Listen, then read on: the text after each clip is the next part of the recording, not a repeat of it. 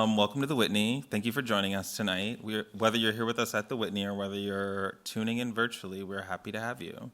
For those of us joining online, there is a note that you can access closed captioning from the features bar, from the options bar within Zoom. And thank you to our captioner, Sign Nexus.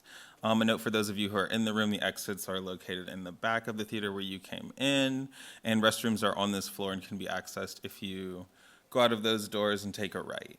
My name is David Lisbon, and I'm the curatorial assistant who worked on this exhibition with Rujeko Hockley, who's the Arnold Associate Curator. And the show is Amy Sherald, American Sublime. And it's a pleasure to welcome you to tonight's program, A Conversation with Amy Sherald.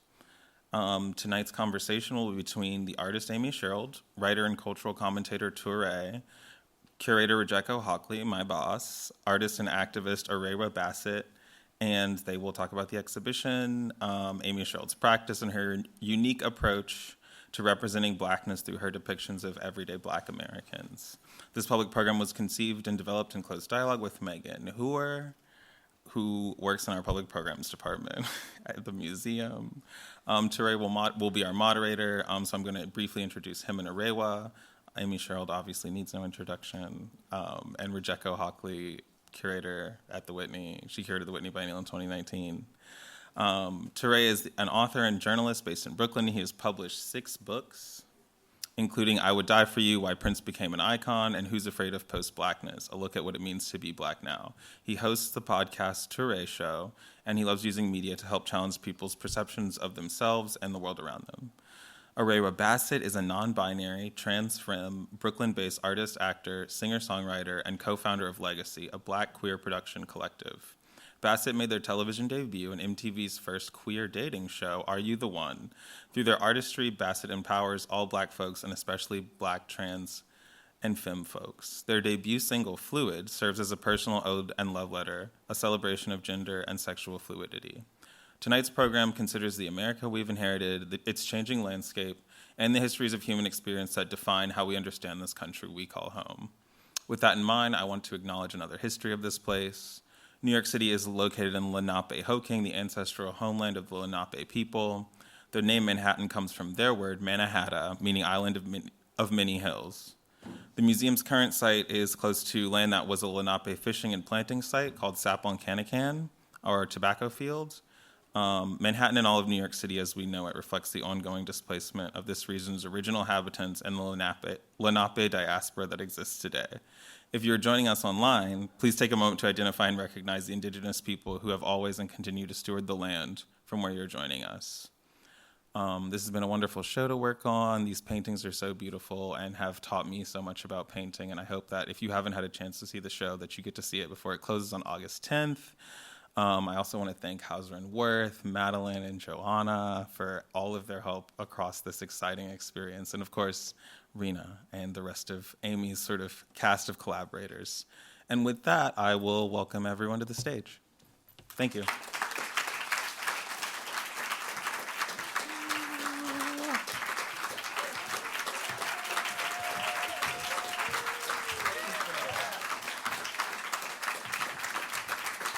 Give it up for Amy Sherald, superstar.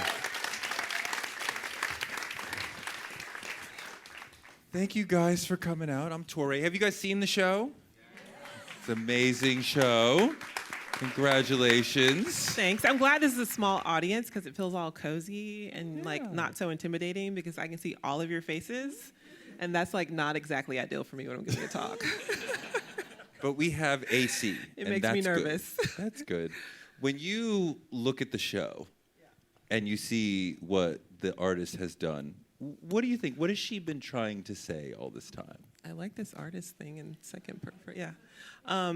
Wait, ask me again. What have I been trying to say? What has the artist been trying to say? Oh, the artist has been trying to say, in totality, that the sublime isn't something that is long lost in art history and art historical paintings, but it's something that lives in us every single day. It's the certainty of a gaze. It's the casual posture of the portraits. it's the insistence on being witnessed, and in that's our inheritance. I think that's what I'm trying to say. Yeah. A lot of people who talk about black people in their art, be it visual art or film or whatever, television, they're in conversation with racism and the trauma that we've experienced.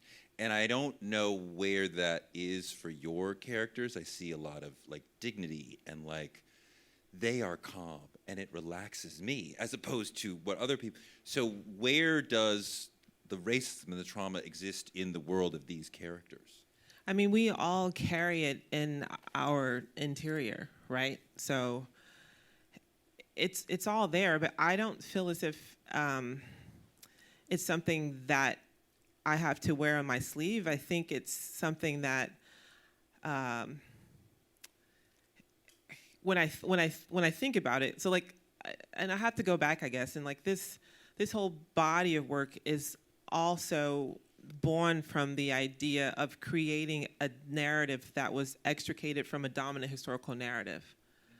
Because I felt as if at the time when I started making this work in 2008, that I wasn't seeing anything like this, and I needed to see this for myself. I needed to see this for my own experience as a Black American. I needed to see this to heal myself from the experiences that I've had or witnessed. You know, most of this is just from us, you know, witnessing things in the media. And so this work is a representation of that, because I felt as if on my journey that if I was constantly in a place emotionally of resistance, of fighting back, of struggle, then I wasn't going to be able to evolve any other way outside of that. Like it felt very lopsided. And I needed the freedom that I feel like is my inheritance. And so this work represents that idea, that ideal. You want to talk a little bit about how your childhood informs the artist you've become? I mean, growing up in the South shaped how I view the world. I think Sarah Lewis talks about something called conditioned sight. And we're conditioned in how we see things, and we're also conditioned in what we are instructed not to see. So I think my Southern upbringing and it being very black and white, you know, like there were, you know, if you were Jewish, nobody wanted to know. If you were gay, nobody wanted to know. It was just like everything was black and white. Everything was Christian. And wait, what was the question again? Well, you wanted to talk about how your childhood. Oh, my childhood. Okay. I'm sorry, guys. We're old. I'm 52. We do that. So and everybody loves it. I know. We're all struggling. Okay. Wait. I'm going to bring this back together for you. So everything was very black and white. Like in my elementary school, I was like the only Black person until I was maybe in like the 7th grade. And so I grew up assimilating. I grew up making people feel comfortable with my presence. And then I grew up just fighting to be Black at the same time, because like they would call me a zebra or like a bumblebee bitch or like whatever. Old yeller. I've heard zebra before. I've not heard bumblebee that was playing bitch. That was like playing basketball. Like we would play against these schools. Oreo. Yeah, all that. And so all of that kind of lives inside of me. And then I'm sorry, the white people were calling you bumblebee or the Black people? No, they would call me a zebra, and I would get mad and be like, I'm not. So it's Black people who called you bumblebee? Yeah. Okay. Yeah. Yeah. So it's even though I'm not biracial, I feel like I grew up existing as a biracial person. Like my identity was viewed as biracial, and so that's kind of how people interacted with me. It's also why I chose to go to a historically Black college, because I needed to just be somewhere where I was just Amy and not like Black Amy. You know, I changed my name when I was in elementary school. I changed it to AIMEE because I was trying to be more ethnic, you know, like. So all of that informed like who I was in the world until I had to move back to Columbus, Georgia to care for my family. And that's when I discovered that a lot of who I was performed, what I felt like was performance.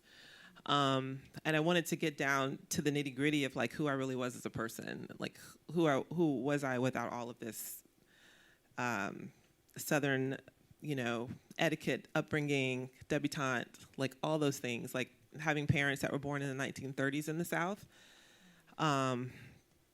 really shaped how they saw society and how they interacted with people. And so for them to send us out into the world was like to teach us how to perform for people's acceptance, comfortability, respectability, like all of those things. And I wanted to let go of that. For your safety. Also, yeah. I think all of those things function actually as a way to keep your children safe, or try to, because actually it's outside of their control, Yeah. So these paintings express a freedom for me that I would love everybody to experience. And it doesn't mean that there's still not horrible things happening in the world. It's just that we can't always be in one mindset all the time. Do they relate to the girl who wanted to be pleasing and non-threatening? In some way, yes. I think in art making in general, like your artistic DNA is also influenced by your personality. So there's some work that I like that I know I could never make because it's just too many components in it. I like and this is also my upbringing, like I like a very neatly, tightly put together, that braid is like all tight, there's not a loose hair, you know what I mean? But that's how my mom used to do my hair. So like, I am who I am, and then I make the work that I make, I'm not sure what kind of work I wouldn't be making if I was born in 1993 instead of 1973, if I'd had a computer that wasn't like from Radio Shack. But I was definitely influenced by photography. I was influenced by the photographs that, you guys see in the video upstairs, that my family, my family's keepsakes. Wait, what are some of the big visual influences for you? They're all from film, for the most part. I mean, I studied art history for composition, for different things like that, but I didn't see myself until I started to pay attention to photography. Yeah, so like Wes Anderson, not to say. I'm so glad you said Wes Anderson, because I would have seen it, because I love Wes Anderson, and I've been like, no, you just see, that accidentally Wes Anderson, like you want to see Wes Anderson and everything, but it is in there. Yeah. So so not to dismiss like Vandersea and like all the great photographers, because that was also an influence. A lot of the daguerreotypes and the photography that was made in the 1900s, all of those things kind of affirmed what I was doing. I came to that after I started making the work and as I started to do research. But it was cinema, it was seeing the movie Big Fish that really brought me to this whole body of work. Big Fish. Yeah. Can you tell us about Big Fish? Because a lot of people don't know. Who doesn't know about Big Fish? Yeah, Tim Burton. So he was just telling stories, right? He was just telling stories. There was a father who was just telling stories to his son, and his son was just like, I just want to get to know who you really are. And his dad was like, this is who I am. Like, I flew planes, and I dropped out of a plane and landed on a stage, and there was like a two-headed woman performing, and we became lovers, and I wrestled a 6-foot catfish that tried to eat your mother's wedding ring when I jumped in a lake. And it was just this narrative that after I finished watching that movie, I thought to myself, like, I want to see myself in narratives like that.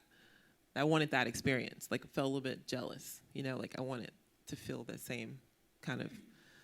So that's how that movie kind of clicked. It clicked for me. And the inside of the DVD that I rented it from the library, the inside of that DVD had stripes on it. And the first few paintings that I made also had stripes because of the inside of that. And then, I went to Sarasota, Florida, and went to the Ringley Museum and like kind of got caught up in all this, spectacle of the circus, and the performance of race as theater. And it all just kind of came together. Rujeko, when you look at the show that you've curated, back to the original question, what do you think the artist has been trying to say? The artist. Well, I just am transfixed by these photographs of Arewà and Amy. So I just, as are you all, I'm sure we will hear about it, so don't worry.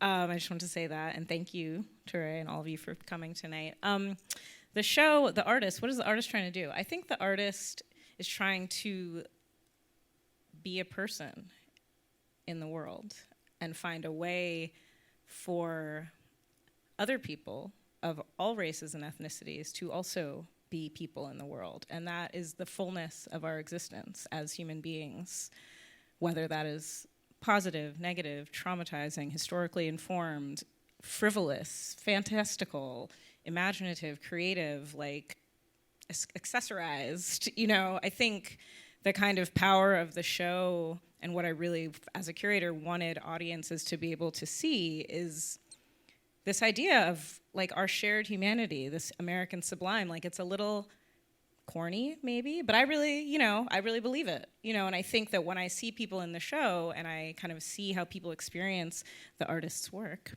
it's very clear to me that that's coming across, because people are very moved. People are very moved visibly, emotionally, feel very seen, feel very included, feel very moved. And that's of all ranges, all ages, all races, all ethnicities, all backgrounds, New Yorkers, tourists, because there's something that you're tapping into, Amy, that is about, like, who are you underneath it all? Mm-hmm. And the excavation of that for yourself, which produced all this work, I think gives us all permission and even incentive to do that for ourselves. Because we all have layers, we all have layers. Like, this painting is one of my favorites because the story within the story, she has a little tan on her ring finger, the ring finger of her left hand, a little tan line, so something is missing. And so I think there's so many of these paintings that have these little details where you suddenly are like, oh, whoa, there's a whole story here. There's a whole human being. There's a whole community here. And it doesn't tell us.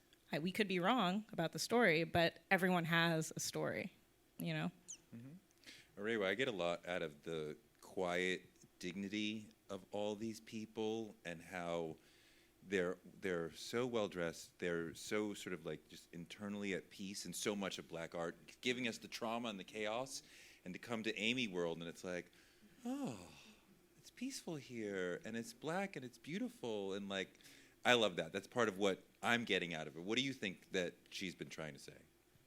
Oh, absolutely. I feel like there's something about capturing our experience without like pretense, and like I feel from our from our experience together working on capturing the images for this, that there was like a sense of like everything's gonna be okay, and that the world out there is the world out there, but the world that we're creating in here is safe. And there was something so intentional around that safety that I feel is captured in every single one of these pieces. There's like a freedom to not feeling fearful that I really, really relish on when I think about our experience together, but then every time I've witnessed any of these images or any of these paintings, I'm like, there is freedom here because there's not fear here. And I think there's something really poised about freedom. So when this painting, famous painting, came out, my mother called me. I remember I was in the airport. It was early in the morning, and she said, "That's not her skin color." And I'm like, "Mom, you got to understand what Amy is all about, what Amy's doing here, what Amy's project is." She's like, "Okay, fine, but that's not our. We love Michelle Obama. That's not our skin." I'm like, "Okay, Mom." Right. Duly noted. But let's talk about the skin thing, right? Because you made a choice. Like, this is the color, and we have, we have a rich variety of skin colors, like on the stage, in the world. And you've chosen, like, I'm going to give you guys so much visual power in the clothes and the background, but then the skin. So why'd you choose that? I mean, there's two sides to it. One, the first is aesthetic, because I thought in the process of figuring out what these paintings were going to look like from the very, very beginning, from the first painting, that it just looked really good. It's like the opposite of what you see when you look at Caravaggio, which is like very, very, very dark backgrounds with very, very, very pale skin. And so I just kind of flipped it. But then also I just think it just allows you time to pause and consider, like, what else is she? Like, who else are they? It's not, and then you can get to that, but we already know she's the first Black First Lady. Like, she will never not be that. I don't care if I painted her purple. She would never not be that, but it feels more intentional than it would be to actually paint her, her brown. But you've always color. made this sort of decision to not be photorealistic with the color of Black. Because I think I had the work that I made in grad school was you couldn't tell who painted it, whether it was like a white man, a Black woman, like it was very science fiction-y, and it's almost like illustrating Octavia Butler books, and I wasn't into science fiction. I had never read Octavia Butler, but like it was just the direction that I was going in. But what was I saying again? About the skin color. Okay. So, but I think that for me, I think I had a fear of the work being marginalized, because I know that I felt like, okay, painting Black figures, it's already a political statement, because if you look at art history, there's an absence of this narrative in art history. So like no matter what I do, no matter what my intentions are, the work is going to be employed in that way. It's going to be political. I saw myself as a part of a greater American narrative, and I felt like I deserved to be a part of that conversation. And I think subconsciously, in a way, it was an opportunity for me to maybe allow people to consider this work in that space, because I felt like when I saw other Black artists work, they were like kind of put in a corner. It's like every show was a Black show. It was like, the presence of Black anything changes what things mean, right? So if you're a gallery and you have all Black artists, you're a Black gallery. If you're a gallery, you have all white artists, you're a gallery. So I understood the politics of this, and I was just trying to like find my own workaround. But then also, it also just looked really good. And it felt true to how I wanted the work to exist in the world, which is universal. And being that people are conditioned to see a certain way, I thought maybe if I shift this concept of looking in this way, then the outcome could be different. Are you a Black painter? On some days I am. I am what I need to be. I'm a female painter when I need to be a female painter. I'm a Black painter when I need to be a Black painter. I'm an American painter when I need to be an American painter. It depends on the conversation, the context. Beautiful. Thank you for not laughing at that question. I thought they would laugh at that. Arewà, I wanted you to, because I want to talk about Transforming Liberty, which is, you. And what you learned about Amy's work from being the subject and working with her to create the original image that became the painting. Ooh, yeah, what I learned initially was that there's a lot of intention that goes into, I think, what is want to be captured in the painting as far as feeling. And then I also felt like there was some meticulousness that really kind of brought me back to the matriarch feeling that was really familiar to me from home, which was we're kind of talking about it backstage because Amy was like, bring these hairs to the front, it'll frame your face. And I was like, we're back at the studio. But the feeling of seeing every curl that I had on my pink hair that I was asked to bring in from an image that Amy saw separately from an image that you saw. A headshot, yeah. A headshot. I had a very fun headshot back in my day. And so when I came back in, I had the curls still in when I arrived to the studio, and I took them out and they were fresh, and I was like, how is it? And Amy was really meticulously fixing each curl. And honestly, you've seen the image now, but it was pretty spot on to what was captured that day. And that intentionality really carried itself into like the energy that I held in the pose, the shapes that were found in the body, the props that were used. We spent a good amount of time really finding like what we knew was a poised lady that we were finding together, but we found exactly what kind of poised lady it was through a deep like exploration of the space and exploration of like Different poses. different poses. I mean, just a little backstory, not to interrupt you, but it wasn't a plan to paint a transforming Liberty.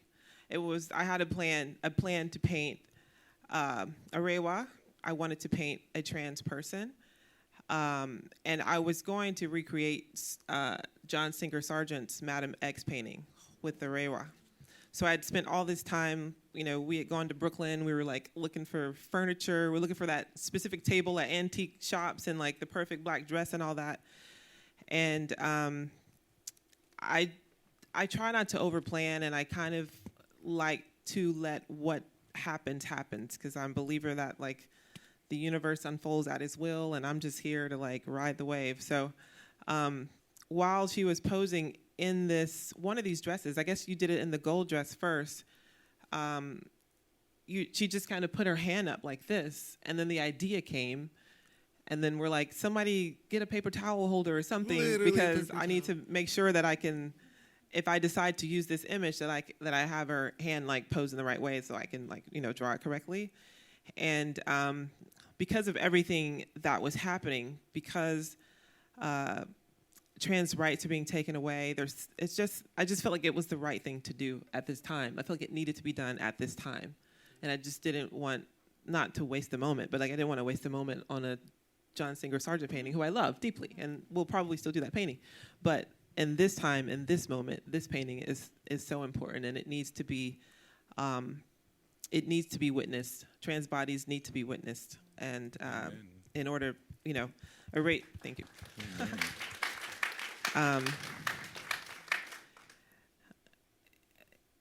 Erasure is happening. I think that's probably why I said erasure to you when we were like prepping for the talk, but it's happening in so many different ways, and this is the only way that I know that I can do something about it. Can you, Rude, let's talk about the painting from your perspective a little bit, and also want to see if you can help us flow into a discussion of Amy's process and what you know of it, and maybe you can pick up with more detail on it.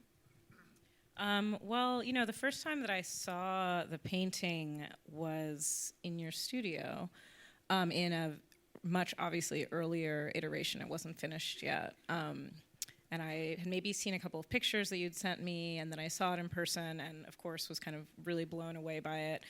Part of the way that Amy works, and this is a question people ask me all the time, is like, does she do one painting at a time and then go to the next? And it's kind of working between multiples, kind of going back and forth, literally from one to the next. So there were a couple other paintings that you were working on at the time.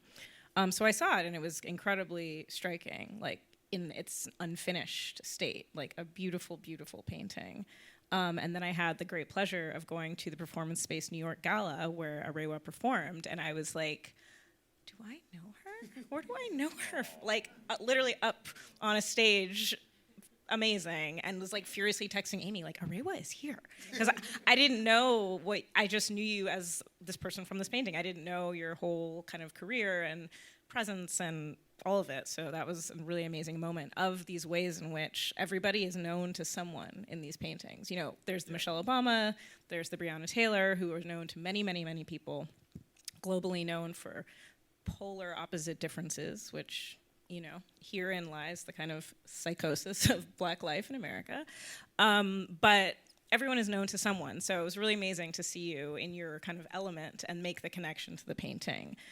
So the process, though, yes, multiple paintings at a time, and then the kind of photograph, but then also the ways in which in moment to moment, similarly to kind of how you described kind of just seeing the hand up and thinking, oh, now we're going to do this different thing. It feels like you see the photograph, but you're also kind of moment to moment changing things. Like it's not a perfect one-to-one, though I think obviously it could be a perfect one-to-one. The talent is immense. The photograph is a guide. It's a very strong guide, right? But it's not like not a absolute, it's not rigid, I guess. It doesn't feel rigid. It feels like it's a place to start and because they a feel place like for you photographs. They don't. Excuse me. They feel like paintings. They don't feel like paintings that are trying to be photographs. Yeah, and they're not, right? That would be boring. Yeah.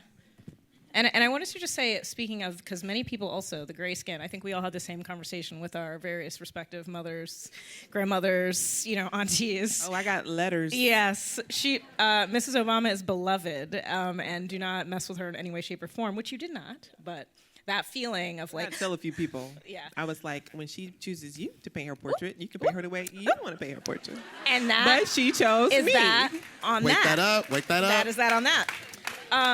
But I just want to say that the gray, just as there is variety in our skin colors of everybody in this room, there's variety in the gray tone also, and so I think I also often give tours where people are like, oh, but like, that's not real life. And I'm like, well, they're paintings, so we're already in the realm of not real life.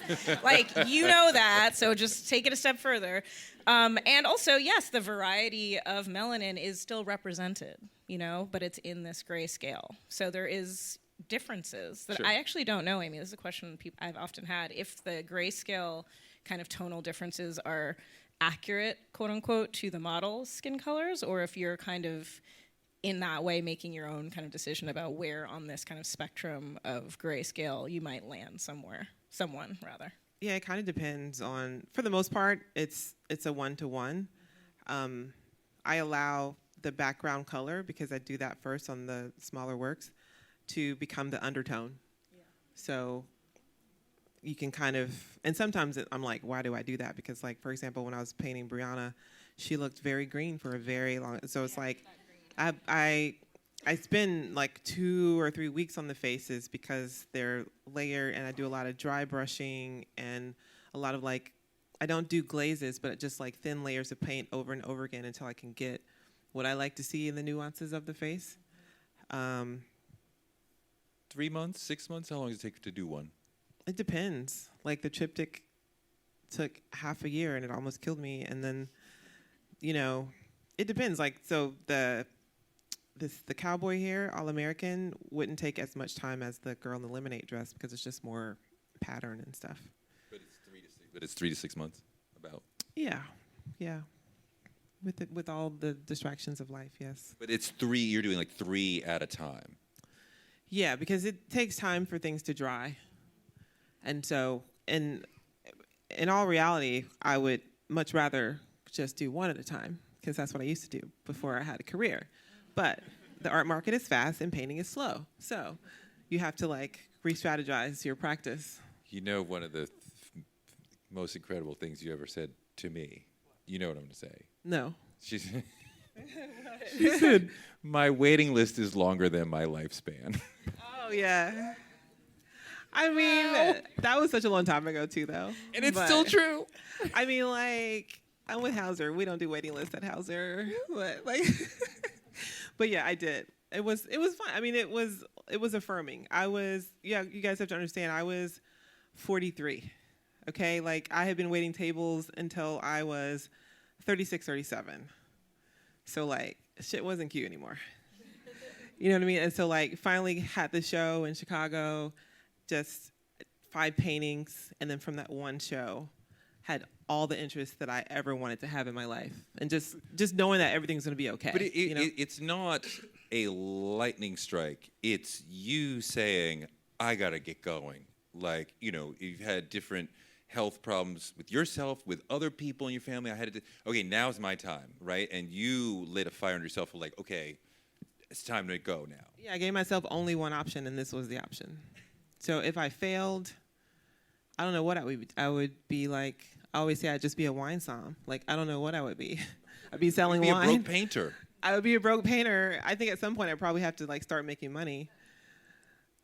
But it was no other option, and I honestly felt it deep in my body that this was gonna work out, or I wouldn't have kept it up. You know, like you have to make sure you're not living a pipe dream, and I don't think I was. Well, you Thank goodness. Obviously weren't. Well, I mean, like, you know, because it doesn't.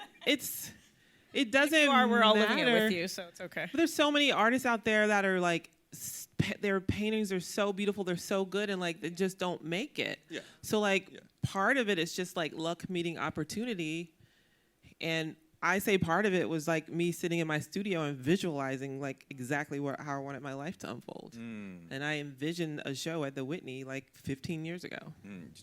Called American Sublime. So, in this way that you've charted sort of the first part of your career and how it went, and then a nice outline. Well, so the Michelle Obama Commission happens. How do you describe your career to yourself, to us after that? How like after this? Yeah, like after Michelle Obama. Like, does your career change, or you? I think before you were like, well, I couldn't paint anymore. I was painting 12 paintings a year. They were selling for $6,000. I was making $36,000 a year. I was about to get evicted from my apartment or my studio, either one, because I didn't have enough money. I didn't have enough money to buy the stretcher to paint the painting. You didn't have like, enough money to New York Times buy. article was out. Everybody's like, oh my God, your life is so great. And I'm like, but I don't have any money. Like, I still don't have any money, you know? To actually make this painting. Yeah. Yeah. And the only reason I didn't get evicted was because somebody who I still don't know who it is was like, walked into the National Portrait Gallery. This is how Dorothy Moss told me the story. And she's like, I want to support this artist while she's making this portrait. What can I do?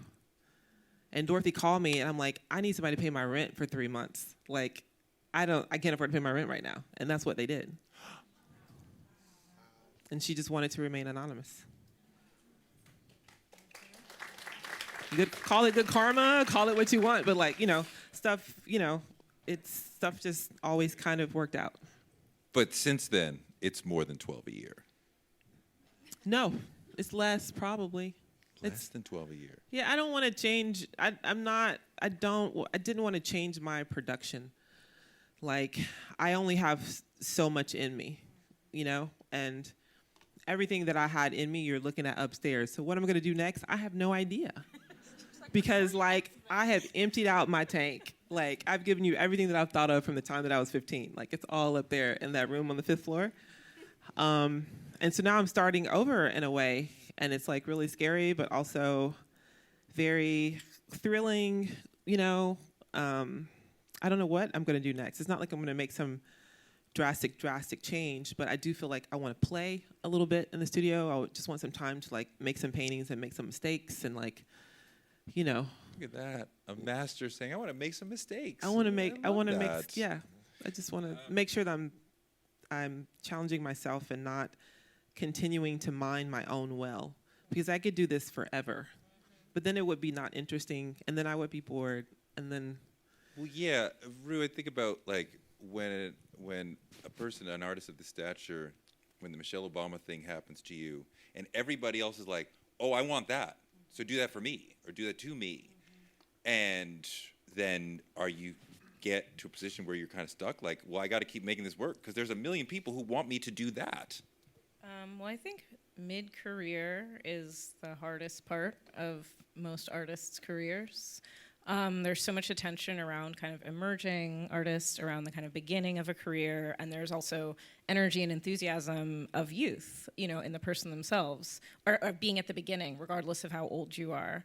And then, of course, we all know once you're dead or once you're really, really, really old and the museums come and they're like, oh, we want to show we want to do the whole thing. But there's like 40 years there in the middle. Like, genuinely, like, that's real. Jack Whitten's show is at MoMA right now. It's an amazing show. If you haven't seen it, please go see it. He spent most of his career having no money. And I think he was committed to his vision in the way that, as you hear Amy, committed to the vision kind of regardless. But, I think something like that, the Michelle Obama kind of moment, I cannot imagine what that was like for you, because I do think, there's like all of a sudden the spotlight and the demand, and also people thinking they know your whole thing, your whole story, your whole experience, your whole everything. You know, I think most artists are in the studio or at home. You know, it's like a lot of really talented homebodies. You know, and I mean, genuinely, and I think I've seen that over and over again with many artists that I've worked with, where there's like a real disconnect between kind of the performance of the artist and the performance of the career, and like what maybe the person really wants to be doing, or actually how they spend their time when they're not. Yeah. My nervous system was not built for this. Like Yes. I have acclimated a lot over the past 6 years, because I mean, I couldn't even go to Whole Foods. Like, I kind of had to move to New York City because Baltimore was starting to become overwhelming. You couldn't walk down the street in Baltimore. No. You walk down the street in New York. Yeah. But you get recognized all the time. Yeah, I get recognized, but it's like, cool. They're just like, Yeah. Yes. Yes. you know what I mean? Yes. Yes. Yes. Yeah. Yes. Wait, I want you to talk I'm about that, bothered. because I've seen that vibe at the gallery openings, right? And there's so many, especially sisters, who are coming and they're excited and they feel Amy's success is part of their success. And like they look at like Serena and Oprah, Michelle, and then there's Amy and like another sister who's doing it and like lifts them up. Like, talk about that sense that people get from like, you know, Amy's success is their success. Oh, And yes. and do people recognize you from the painting? Absolutely. Well, people And from your own work, obviously. Well, and then it's interesting. I feel like the gallery opening was such a wild experience, because I very much purposely brought the wig back out and was like, "It's me, everyone," and everyone knew it, and it was like so powerful because a few things. There was this like very like reverent like almost unspoken language with especially other Black folks that was very like, Yes. Yes. Yes. and then there was also something so powerful and magical, which was seeing other subjects at the opening. Yeah. And experiencing like me seeing myself while he's seeing himself, and then us seeing each other. Who was the brother with the John Deere? Denzel. Oh my God, he was so proud. Oh my God, I'm in the painting over there. It's over there. I'll show you where it is. You Right. want to walk? Oh, I'm in the one with the John Deere. And see, I was just standing in front of mine like.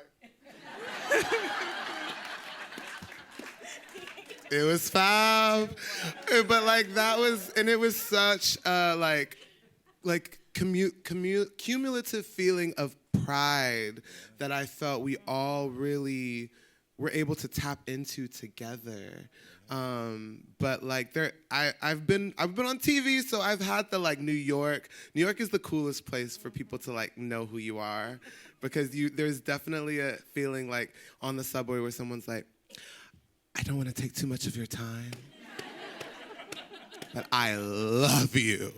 And like I was like, literally, we're besties, what's up? But no, like there's something so, rewarding about experiencing someone wanting to acknowledge that you've impacted them in a big way, but not wanting to take anything from you, not wanting to extract anything from you. Not that like that's anyone's intention ever, but I think that sometimes, especially in more rural areas where you don't get to experience meeting someone who impacts you in a big way often, there can kind of be this like, but where do I get my thing now from you? And in New York, people, they're like, you already gave me my thing. Thank you. Wait, can you talk about how living in New York has changed you? Because that's very different input than living in Baltimore. Yeah. I mean, I just step over people now in the street. Like, I swear, when I moved up here, I was dating this guy, and every time we went out, he'd be like, "You're gonna get us killed. Like, you gotta stop speaking to people." Like, and I'm like, "What do you mean? Like, I just said good morning, you know." So She's from the South. yeah, well, just You in were- general, like I'm a Southern girl, and I've just switched off the switch. So I don't say, you know, and New Yorkers are very friendly. Like, don't get me wrong. Like, I understand that now. It's just that everybody has stuff to do, and now I have stuff to do. When before it's like, good morning, you know. But then it also offered me anonymity. It offered me a new studio space, a space that was large enough for me to like live up to this moment that I was walking into with my first show at Hauser and Wirth. And my space in Baltimore was like very small, and everything had to be like no larger than 7 feet one way or the other. And I didn't have a freight elevator. And so the triptych that's upstairs, I had the idea to make that painting in like probably 2015. And I started it, but then it didn't work out. So then it ended up being the rocket ship painting instead. Like I had just put another idea on that canvas because it wasn't big enough, and it wasn't all the things, right? And so like when I started it here, it started off as one painting. I photographed it as one painting, but then I was like, oh, I think it should be 2. And then I'm like, oh, I think it should be 3. And so it grew as I was working on it. But I love that the size of the studio allowed you to be a different sort of artist, and we see as time goes on, some of them are bigger than the size earlier, and some of the perspective is a little bit different, and that's because we're in a new studio where I can physically do other things. No, yeah, I mean, if you've been to my talks before, then you've probably heard me say the 54 by 43 portraits were made to fit into the back of my friend's BMW truck or whatever. I think she had a BMW truck. Like, because then I wouldn't have to rent a U-Haul. It was very much about functionality, but then also it worked. So, I just want to jump in because I think it's so interesting to hear you say it that way, because I have spoken to Faith Ringgold before she passed about why she made kind of soft sculpture in like the 1970s and 80s, and it was because, as she said, I could fold it up, put it in a suitcase, and take it to the gallery. I could take it home. I could take it from the studio. It had a portability.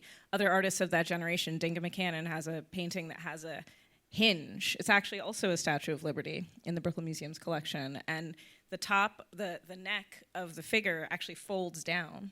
And she said, it's because that's the only way it could fit in my car. So I could transport it from my studio to wherever I might be showing it. And this is a generation of artists who did not have galleries, did not have institutional support of any kind, but this idea of, I'm going to think about how to make my work accessible to me to share it with people is like very, very profound, and the kind of making a way out of no way.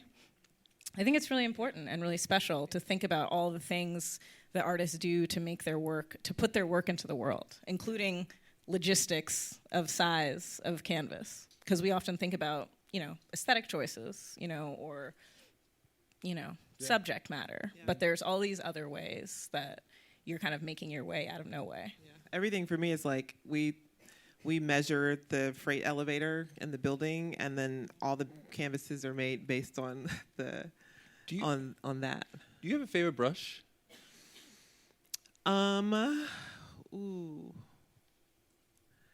Yeah, it's the tiny angle brush. Made by It's who? like the very smallest. I use these brushes. While I was painting the Michelle Obama portrait, this woman named Deidre emailed me from Silverbrush, and it's like a woman-owned brush company. So I started using Silverbrush because she convinced me that all the brushes that I was using in the past were shitty. So I was like, okay. She right? Is the silver brush better? I mean, they're good. Yeah, they're really good. They're really good. But I still sometimes like there's good brushes shed, I think, and like so sometimes I just prefer to use like the somebody help me here. Yeah, synthetic. Yeah, the synthetic brushes, because so like now that I wear progressives, I'm like, when I'm painting, and then I don't see any hairs, and then I take my glasses off, and I'm like, it's all hair. It's like, and then I'm trying to like, it just becomes too much. What's the paint? What paint? Yeah. I use Gamblin. I use Old Holland. And I'm sticking to those two. I did have some Williamsburg in there, but for some reason on one of these paintings, the beam painting, it started to pill in the middle of it, and I had to start it over. I couldn't figure out what was happening. So for the skin tone, I use Old Holland, and for everything else, mostly I use Gamblin. Gamblin, yeah. I have no idea what you're saying. I know. But I'm sure there are folks who are like, I get it. Yeah. This has been amazing. Arewà, Rujeko, Thank you, Arewà. Amy, thank you so much. Thank you guys for coming. Thank you, Touré. Yes, thank you, Touré.